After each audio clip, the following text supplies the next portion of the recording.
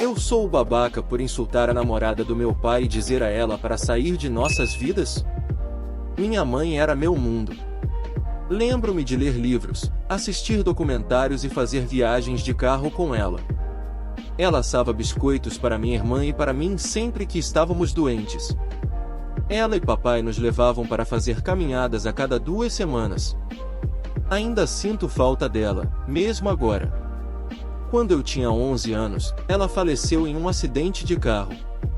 Foi o ano mais difícil da minha vida, e não ficou mais fácil. 2 anos depois que ela se foi, meu pai começou a namorar uma mulher chamada Nicole, e 4 anos depois, eles estão se casando. Nicole é mais jovem que meu pai. Depois que começou a namorar Nicole, vi meu pai se fechar, mas isso se transformou em algo mais.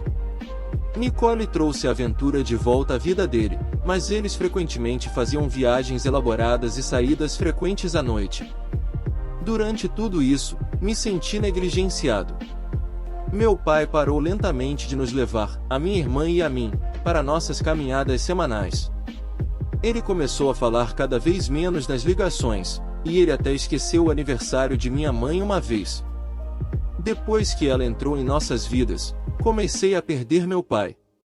Ele simplesmente não estava mais lá.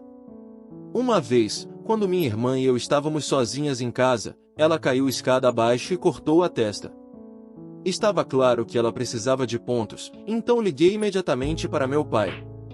Nicole atendeu o telefone, e eu disse a ela para passar o telefone para o meu pai. Ela se recusou, dizendo que ele estava ocupado, e antes que eu pudesse dizer mais alguma coisa, ela desligou a chamada. Tive que pedir vergonhosamente ao vizinho que nos levasse à urgência, onde meu pai nos encontrou mais tarde. Essa mulher em um determinado momento tirou a foto de minha mãe da lareira para colocar uma foto dela e de meu pai de sua viagem a Washington. A coisa que me fez explodir foi quando ela fez meu pai esquecer o aniversário de minha mãe. Todo ano, minha irmã e eu íamos com nosso pai visitar minha mãe em seu aniversário. Era uma tradição anual mesmo antes de Nicole entrar em nossas vidas. Nicole e meu pai foram fazer uma viagem à Flórida e deveriam voltar 3 dias antes do aniversário de minha mãe. Mas, porque essa mulher tem enjoo de movimento, meu pai decidiu dividir a viagem de volta em pequenos intervalos para facilitar para ela. Por causa disso, ele acabou perdendo nossa viagem anual. Ele nem sequer nos ligou. Não mais uma semana depois, meu pai tem a audácia de nos contar sobre uma surpresa emocionante. Nicole está grávida. Eu fico com raiva e digo ao meu pai: você precisa engravidar essa mulher quando não consegue nem estar aqui para nós. Então olho para Nicole e digo a ela que ela é um pedaço nojento de lixo e para sair de nossas vidas. Meu pai fica irritado e me grita para ir para o meu quarto. Mais tarde, meu avô apareceu inesperadamente para me buscar. Meu pai não me mandou nenhuma mensagem. Mesmo quando eu estava indo embora, ele nem sequer olhava para mim. Já se passaram 2 dias, e eu ainda estou na casa dos meus avós.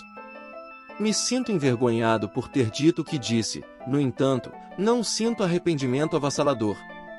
Sou o errado nessa situação? Edith, quando viu quão profundo era o corte, liguei imediatamente para meu pai. Ele estava hospedado na casa de Nicole na época. Quando liguei, Nicole atendeu. Ela disse: alô. Eu disse nome da minha irmã, está sangrando. Você pode passar o telefone para o papai? Ela disse: nome do pai está ocupado. Não posso. E imediatamente depois, ela desligou o telefone. Então, saí para chamar meu vizinho. A atualização: mesmo post decidi entrar em contato com meu avô materno amanhã. Vou contar como foi. Atualização 1. Liguei para o meu avô materno quando todos ainda estavam dormindo. A chamada acabou durando 2 horas. Basicamente, mencionei a ele tudo o que disse aqui, como gostaria de morar com ele, se possível. Ele disse que, por mais que queira que eu saia de lá, não pode fazer muito sem a aprovação do meu pai. Deixei no ar a possibilidade de uma abordagem legal, mas ele disse que não poderia nos ver se as coisas chegassem a esse ponto. Meu avô também compartilhou algumas informações novas sobre meu pai. Segundo ele, quando eu tinha 14 anos e minha irmã 10, meu pai nos deixou na fazenda do meu avô, pois ele e Nicole estavam viajando. Um dia depois de voltarem, meu avô nos trouxe de volta para casa. Ainda estávamos dormindo no carro do meu avô quando isso aconteceu. Mas, quando meu avô bateu na porta, meu pai abriu completamente bêbado. Pelas poucas coisas que ele pôde ver, meu avô percebeu que a casa estava uma bagunça. Ele disse a meu pai que nos traria de volta no dia seguinte, quando meu pai estivesse em seu juízo perfeito. Voltamos para a casa do meu avô. Depois, meu avô recebeu uma ligação de meu pai na manhã seguinte, ameaçando chamar a polícia se não trouxesse a gente de volta imediatamente. Meu avô mencionou que falaria com meus avós paternos para ver se algo pode ser feito sobre nossa situação. Atualização 2. Em relação ao jantar de ação de graças, quando meu pai e Nicole chegaram, perguntei se poderia falar com ambos. Meu pai disse que não queria conversar e foi para a sala de estar. Nicole ainda permaneceu perto da porta da frente, então pedi desculpas por insultá-la. Ela respondeu que precisava ir embora e foi para a sala de estar. No geral, ela ainda parecia legitimamente irritada comigo. O jantar foi desconfortável porque minha avó tentava nos fazer conversar, mas ele não se incomodava muito. Após o jantar, o chamei de lado e pedi desculpas novamente. Ele me ignorou e foi direto para Nicole. Ainda não tinha certeza se voltaria para casa com ele ou não, então empacotei tudo, apenas por precaução. Quando ele estava se preparando para sair, perguntei se podia voltar para casa. Ele disse que Nicole não se sentia confortável me tendo em casa, mesmo que já tivesse se passado alguns dias desde o incidente. Passei a noite inteira chorando ao telefone com minha irmã.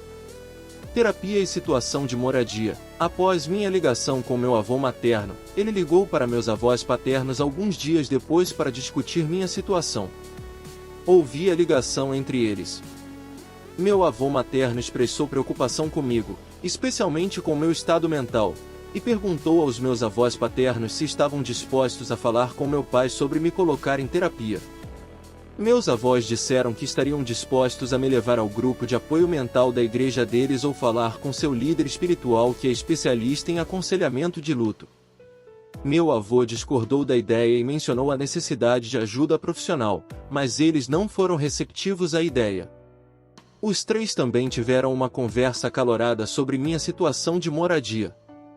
Meu avô disse que era ridículo um homem adulto expulsar sua filha e que era vergonhoso que meus avós paternos não estivessem determinados a me ajudar a voltar para casa.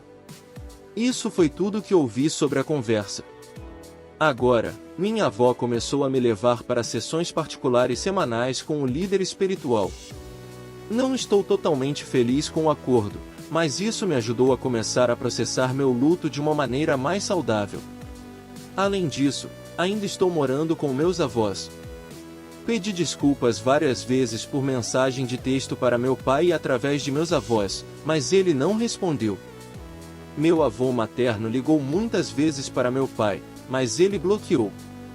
Estou pensando em contar todos os detalhes sobre meu pai para o orientador da escola no próximo semestre e não omitir nada para protegê-lo. Também não fui convidado para o jantar de Natal de meu pai e Nicole, o que machucou, mas estou começando a não me importar em ter um relacionamento com meu pai. Não sei se meus sentimentos vão mudar. De certa forma distorcida, foi bom que ele não tenha me deixado voltar para casa com ele. O espaço me ajudou a me concentrar em mim mesmo. Atualização final. Oi, não tinha certeza se ainda poderia adicionar atualizações longas ao meu antigo post, mas queria dar uma. Agora, tudo está uma bagunça, então tentarei ser o mais coerente possível. Isso, em retrospecto, foi um erro idiota da minha parte, mas depois de marcar uma reunião com meu orientador, mencionei isso enquanto ligava para minha irmã. Na ligação, nunca mencionei explicitamente minha intenção de denunciá-lo, mas ela começou a surtar e me disse que não era uma boa ideia. Ela acabou chorando ao telefone dizendo que eu estaria machucando nosso pai se o denunciasse.